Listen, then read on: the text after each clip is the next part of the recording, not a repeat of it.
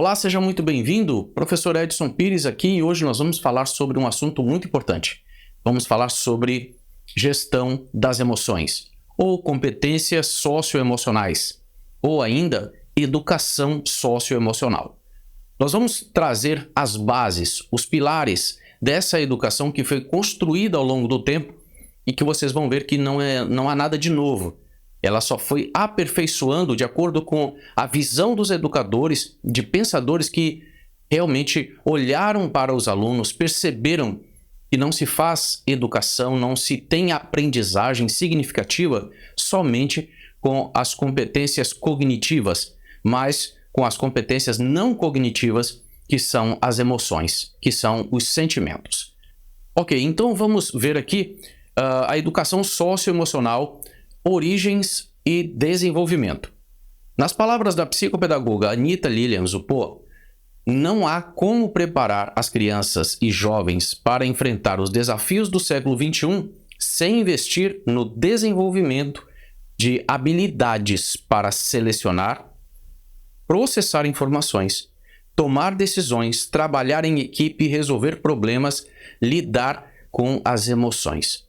O século XXI ele é marcado por algo que, pelas novas tecnologias, pela revolução industrial, pela quarta revolução industrial, ou seja, nós temos uma carência, uma necessidade de que as pessoas elas realmente entendam as suas emoções, para que elas possam gerir essas emoções e criar ambientes de relacionamento com as pessoas para que possamos encontrar soluções em conjunto e viver bem.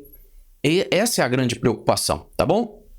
Mas essa preocupação não é nova, tá? A educação global, essa visão holística da educação, ela não é nova. Então veja só que aqui nós temos a educação socioemocional, ela começa a aprendizagem socioemocional, ela remonta aí tempos bem antigos, quando Platão escreveu a República, que concerne a educação, propôs um currículo holístico que requer um equilíbrio de treinamento em educação nas áreas de física, artes, matemática, ciência, caráter e julgamento moral.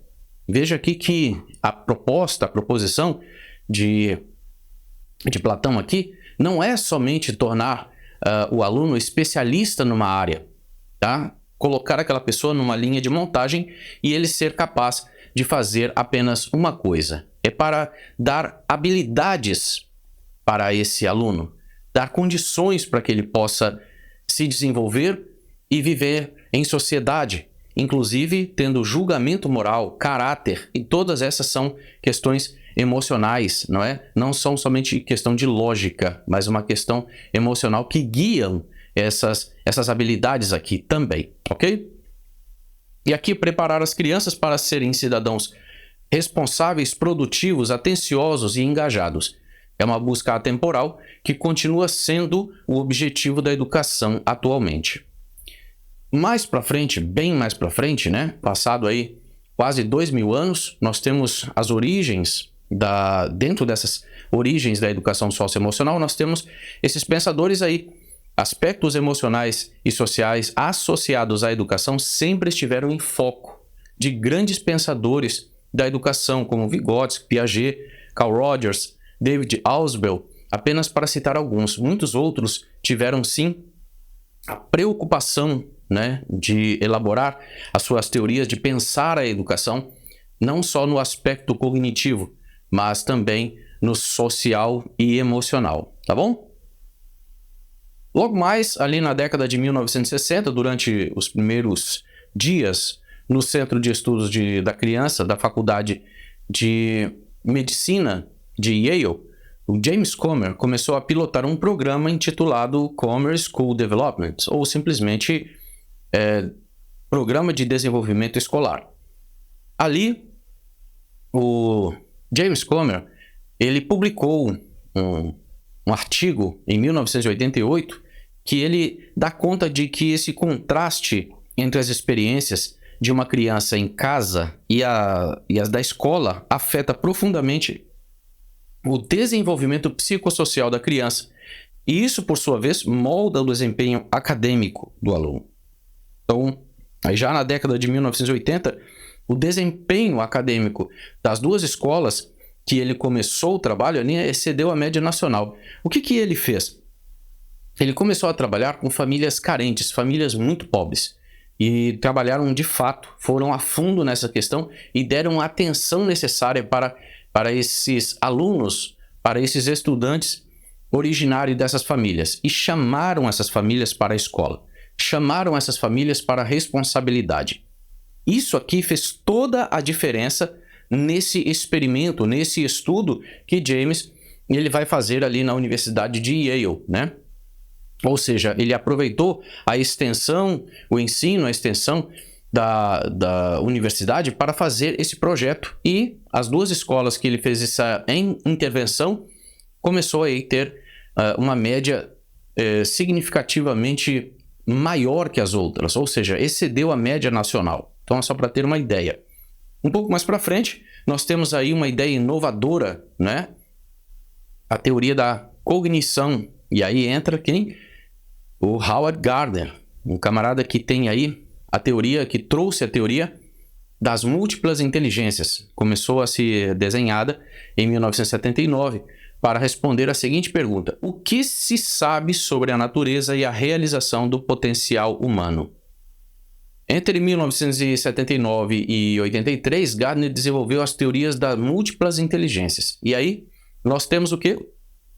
As 7 inteligências originalmente concebidas são essas aqui, ó: inteligência interpessoal, intrapessoal, interpessoal, lógico-matemática, linguística, musical, sinestésica, corporal, espacial, visual. Tá? Mais tarde vai aparecer aí a inteligência naturalista, estudos avançados, né? E inteligência existencial. Aqui temos uma frase do Albert Einstein que diz assim: todo mundo é inteligente, mas se você julgar um peixe pela sua capacidade de subir em árvores, ele vai passar a vida inteira pensando que é estúpido. Isso significa que devemos valorizar a inteligência que mais se sobressai, que a pessoa tem mais vocação, que aflora muito mais e que a pessoa tem facilidade. E precisamos explorar e valorizar isso, tá bom? E aí, essa teoria inovadora promete revolucionar o processo educativo do século XXI. O estudo culminou com a publicação do livro Estruturas da Mente, em 1983. O Dr. Howard propôs uma visão pluralista da educação e, consequentemente, da escola, evitando, com isso, o que se chama de visão unidimensional, gerada pelas políticas educacionais e fundamentadas em testes de QI e de aptidão escolar. Os educadores, naturalmente, aplaudiram isso aqui como uma novidade, né? Então, as teorias das múltiplas inteligências reconheceu pela primeira vez formalmente, e com base em evidências científicas que uma pessoa poderia manifestar seu potencial emocional da mesma forma que manifestava o lógico, matemático e linguístico, tá bom?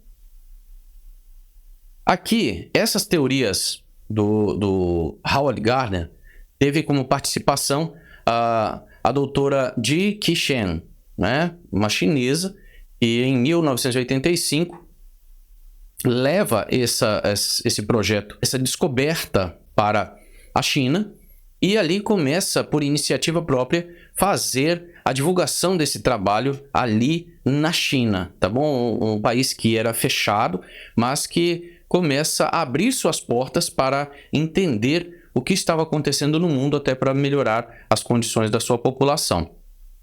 O trabalho de Shen se concentra em desenvolvimento cognitivo, desenvolvimento profissional de professores, avaliação de sala de aula, educação matemática cedo, aplicação de teorias das múltiplas inteligências e intervenção em meio escolar.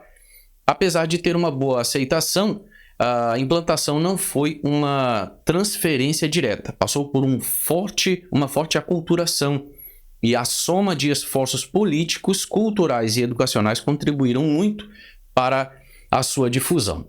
A cultura chinesa conceitua a inteligência como um atributo da família.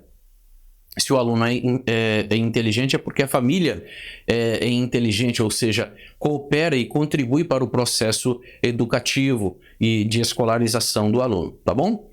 Ao envolver as famílias no processo de implementação da teoria, os educadores visaram desenvolver inteligência intrapessoal e buscar um ambiente propício fora da escola para o desenvolvimento de todas as 9 inteligências. O fato de envolver as famílias foi um dos passos bem-sucedidos no processo de implementação da teoria na China. A mesma estratégia deveria ser adotada pelo Brasil, como está sendo de fato pelos programas que estão sendo desenvolvidos. E aqui nós temos, mais para frente, a inteligência emocional. Ainda na Universidade de Yale, né, aparece aí o Peter Salovey e o John Mayer, que em 1987 se uniram em torno da ideia de uma inteligência emocional, são considerados os criadores do conceito. Salovey estudou as emoções e comportamento e Mayer estudou a ligação entre as emoções e o pensamento. E aí, ambos fazendo dos seus conhecimentos, fazendo uso dos seus conhecimentos, articularam a teoria e descreveu um novo tipo de inteligência, definida como a capacidade de reconhecer, entender, utilizar e regular as emoções efetivamente na vida cotidiana. O conceito de inteligência emocional é atribuído aos professores Peter Salovey e John Mayer, em 1990. Embora temos aí o Daniel Goleman, que estudou bastante, escreveu a respeito o livro Inteligência Emocional, o qual eu tenho e uso e gosto muito desse livro. Ele, de fato, essa teoria teve as suas bases aí com Salovey e John Mayer, né? Em um artigo crucial publicado em 1990, eles descreveram essa ideia revolucionária e chamaram de quê? De inteligência emocional, tá bom? Logo após, nós temos aí um relatório para o Prêmio Nobel de Economia, a publicação do relatório do Paradigma do Desenvolvimento Humano, PNUD, publicado em 1990 por Amartya Kumar Sen, professor de Economia e Filosofia da Universidade de Harvard e Prêmio Nobel de Economia em 1998, contribui para que pesquisadores dessem mais atenção aos processos cognitivos, programas pedagógicos, políticas educacionais, bases curriculares, despertando inúmeros países. Amartya Sen disse: o desenvolvimento humano, como uma abordagem, lida com o que considero a ideia básica do desenvolvimento, especificamente o aumento da riqueza da vida humana em vez de da riqueza econômica. Veja que aqui ele enfatiza, o Amartya, ele enfatiza, mesmo sendo um economista, que não é o aumento da riqueza econômica que vai resolver os problemas do mundo, mas sim a riqueza humana. E quando se fala de riqueza humana, se fala dos relacionamentos, se fala das pessoas cooperarem para fazer uma vida humana, para fazer uma sociedade melhor, mais justa, mais colaborativa, certo? E aqui nós voltamos para a Universidade de Yale, que lança aí o programa ACE, tá bom? Ou seja, uma pesquisa, um trabalho feito em cima dessa educação ou aprendizagem socioemocional, tá bom? Tornou centro de pesquisas das ACE, incluindo pesquisadores ativos que se tornaram figuras-chave no movimento, como Roger Weisberg, e o professor de psicologia de Yale, Timothy Shriver, graduado e educador em Yale. Weisberg e Shriver trabalharam juntos entre 1987 e 1982, junto com educadores locais para estabelecer um programa, estabelecer o programa que é o Currículo de Desenvolvimento Socioemocional. Tá? Desenvolvimento emocional. É considerado o programa pioneiro do movimento global da aprendizagem socioemocional. Este grupo de especialistas em prevenção escolar e especialistas em desenvolvimento de jovens divulgou uma estrutura para incorporar a aprendizagem socioemocional nas escolas, e o grupo listou as habilidades emocionais necessárias para a competência emocional como, olha só, habilidades emocionais necessárias para a competência emocional. Primeiro o quê? Identificar e rotular sentimentos, expressar sentimentos, avaliar intensidade de sentimentos, gerenciamento de sentimentos, adiamento de gratificação, controle de impulsos e redução do estresse. Aqui, você viu que isso aqui são as bases das habilidades e das competências emocionais para que você possa ter aí, ser uma pessoa competente emocionalmente para lidar com os problemas do dia a dia, para lidar consigo mesmo, inclusive, tá bom? E aí, na década de 2000, né? 2000 aí, é a década da aprendizagem socioemocional.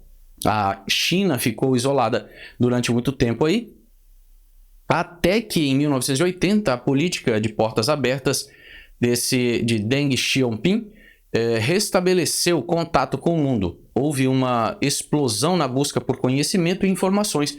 O povo estava ávido por saber o que acontecia no mundo, tá? Essa declaração que marcou o governo de Deng foi: não importa se o gato é preto ou amarelo, caçando ratos, o gato é bom.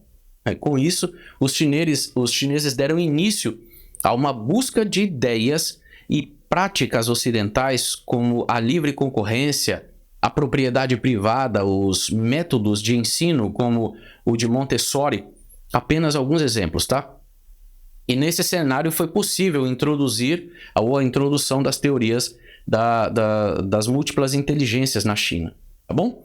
As diretrizes deveriam atender os seguintes pré-requisitos, tá? Respeitar as características evolutivas das crianças, dar atenção à individualidade e dar ênfase à aprendizagem ativa.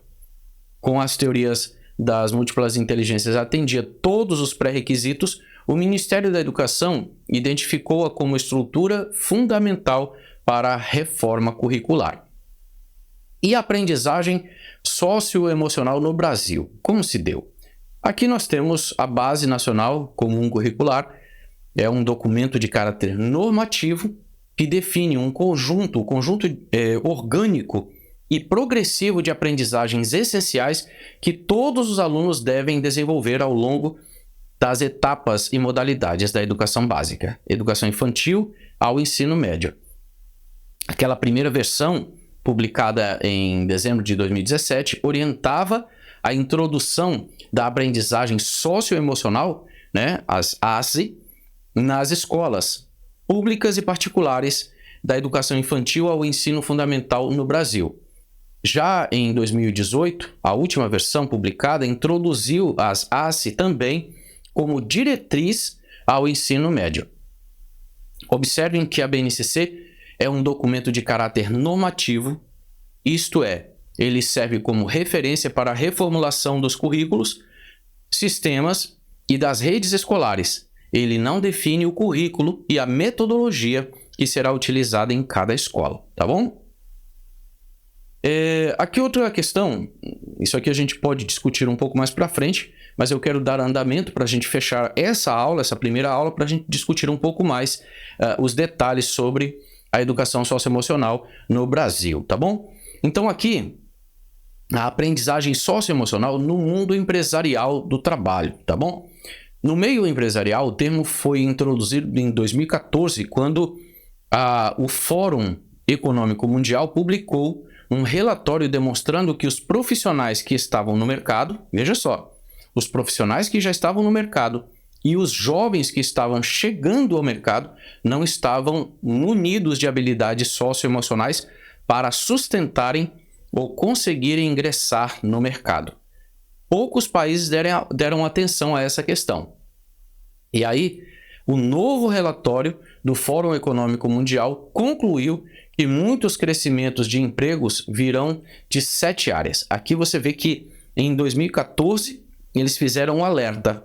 E agora, com o aumento das novas tecnologias, o aperfeiçoamento das tecnologias, com o advento da 4ª Revolução Industrial, você vai ver que eles apontam agora 7 áreas profissionais que vão subsistir nesses períodos, aqui nesse momento, e Tem a ver aí com assistência, engenharia, computação em nuvem, marketing de vendas e conteúdos, dados e inteligência artificial, empregos verdes, cultura e gerentes de projetos especializados.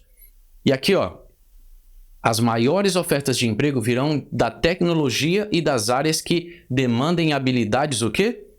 Socioemocionais, tá bom? E aqui nós vamos ver, olha, segundo o Fórum Econômico, em 2020, os conteúdos de currículo que governos, escolas e empresas devem construir para a próxima década são a quarta revolução industrial, aprendizagem socioemocional, a ACE, inovação, participação cívica, valores, tecnologia da informação. Vejam que é isso aqui que está sendo buscado, é isso aqui que está sendo proposto pelo Fórum Mundial Econômico Mundial. Ou seja, se a educação que nós estivermos praticando estiver desvinculada disso aqui, não que a gente vai rezar numa cartilha, mas ser inteligente o suficiente para entender o que está acontecendo no mundo para podermos utilizar na nossa escola, né, com os nossos alunos, ok? Nesse primeiro vídeo que falamos sobre as competências socioemocionais, vimos que a aprendizagem socioemocional, a educação socioemocional, ela foi construída ao longo do tempo e depois de muitos experimentos, muitos pesquisadores, países se envolveram nessa empreitada por entender que o aprendizado, somente levando em consideração as questões cognitivas, o lado cognitivo do ser humano, era insuficiente para um aprendizado verdadeiro, para um aprendizado que pudesse levar para a vida. As competências socioemocionais, elas são necessárias para que o aluno ele tenha um aprendizado não só do que se pretende ensinar para exercer uma função, para exercer um trabalho, mas sim para conviver com as pessoas, para compreender a si mesmo, compreender o outro e ser responsável pelas suas ações. Tudo isso que nós apresentamos aqui é apenas a primeira parte. No próximo vídeo vamos falar um pouco mais, vamos dar mais detalhes sobre as competências socioemocionais na BNCC e na aplicação prática que pode ser feito na escola e na sala de aula. Muito obrigado por assistir até aqui. Até o próximo vídeo.